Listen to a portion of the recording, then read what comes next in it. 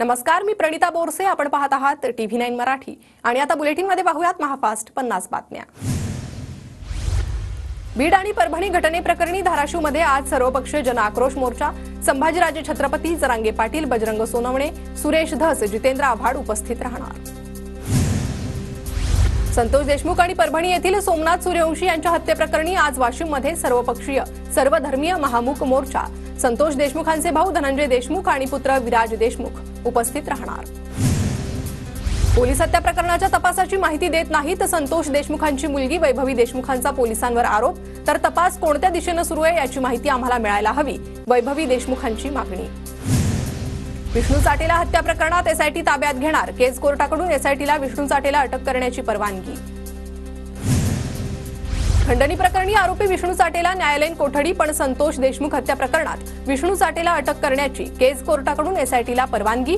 आज पुन्हा चाटेला केज कोर्टात हजर करणार. वाल्मिक कराडच्या अडचणीत वाढ होण्याची शक्यता. 6 डिसेंबरला सुदर्शन घुले आणि वाल्मिक कराडचा 2 वेळा फोनवर संवाद. सूत्रांची माहिती, तर 6 डिसेंबरला झालेल्या वादानंतरच 9 डिसेंबरला संतोष देशमुखांची हत्या.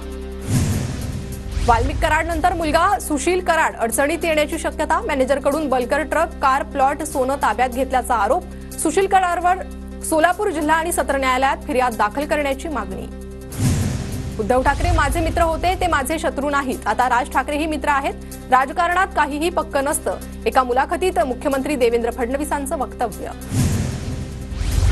महाराष्ट्रात मला बदलाचं राज्य करायचं नाही, तर बदल घडवणारं राजकारण करायचंय. नागपुरातील उद्धव ठाकरेंच्या भेटीवर मुख्यमंत्री फडणवीसांची प्रतिक्रिया.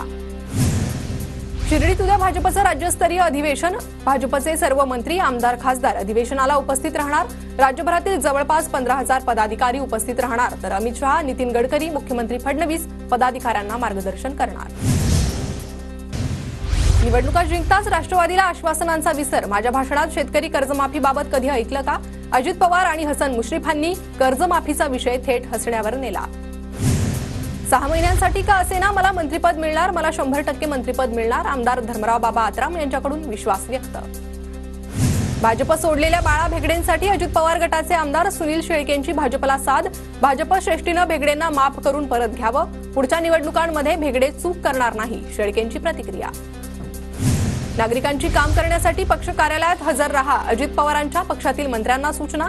मंगळवार, बुधवार आणि गुरुवारी मंत्र्यांना पक्षाच्या कार्यालयात थांबण्याच्या सूचना. अजित पवार गटाचे मंत्री जनता दरबार घेणार. मंगळवारी आणि शुक्रवारी जनता दरबार भरवला जाणार. मंत्री हसन मुश्रीफ, दत्ता भरणे, आदिती तटकरे, धनंजय मुंडे आणि कोकाटे जनता दरबार घेणार. उपमुख्यमंत्री अजित पवार आज बारामती दौऱ्यावर. सकाळपासूनच विविध विकास कामांची अजित पवारांकडून पाहणी. तर सहयोग निवासस्थानी जनता दरबाराचंही आयोजन. प्रत्येक जिल्ह्यात चांगली कामगिरी करणाऱ्या अधिकाऱ्यांचं कौतुक करणार. तर कामात कुचराई करणाऱ्यांवर कारवाई करण्याचा चंद्रशेखर बावनकुळेंचा इशारा. विभागीय आयुक्तालयात बावनकुळेंकडून आढावा बैठक. मुख्यमंत्री फडणवीस नागपुरातील मेयो रुग्णालयाला भेट देणार. मेयो रुग्णालयासह मेडिकलमध्ये भेट देऊन कामांचा आढावा घेणार. मेयो रुग्णालयात 34 विविध प्रकल्पांवर काम सुरू. माढ्याचे आमदार अभिजित पाटलांनी घेतला रस्ते, वीज आणि मूलभूत कामांचा आढावा. तत्परतेनं कामं करण्याच्या अधिकाऱ्यांना सूचना. टोरेस घोटाळा प्रकरणात 2 दिवसांपूर्वीच्या छापेमारीत दागिने आणि 5 कोटी रक्कम हस्तगत. आर्थिक गुन्हे शाखेचं पथक दादरमधील टोरेसच्या कार्यालयात पोलिसांकडून 3 दिवसांपासून छापेमारी सुरू. टोरेस घोटाळा प्रकरणी आणखी 3घांना अटक. मीरा भाईंदरच्या नवघर पोलिसांची कारवाई.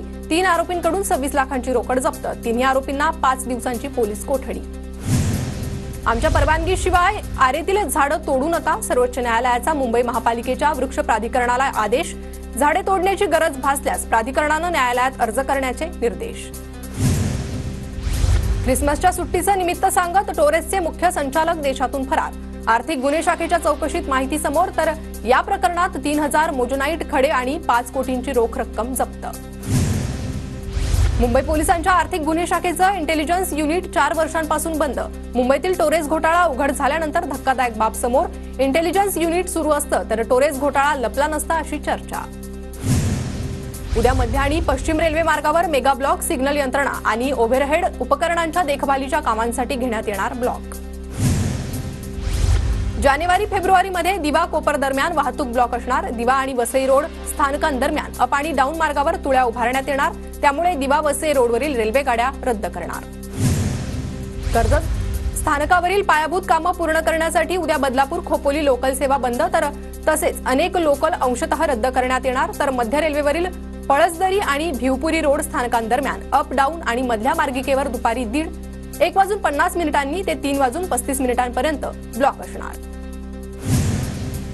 कल्याणच्या घटनेतील आरोपी विशाल गवळीचा मोबाईल तपासणीसाठी फॉरेन्सिक प्रयोगशाळेकडे पाठवला. विशालला वाचवणाऱ्या राजकीय नेत्यांसह गुन्ह्यातील सहकाऱ्यांचा खुलासा होणार. मीरा भाईंदर वसई विरार पोलीस आयुक्तालयामधील 9 पोलीस निरीक्षकांच्या बदल्या. अप्पर पोलीस आयुक्त दत्तात्रय शिंदे यांनी बदलीचे आदेश काढले. वसईत बंदुकीचा धाक दाखवून सराफा दुकानात दरोडा. 50 तोळे सोन्याची चोरी झाल्याची माहिती. चोरीची घटना सीसीटीव्हीत कैद.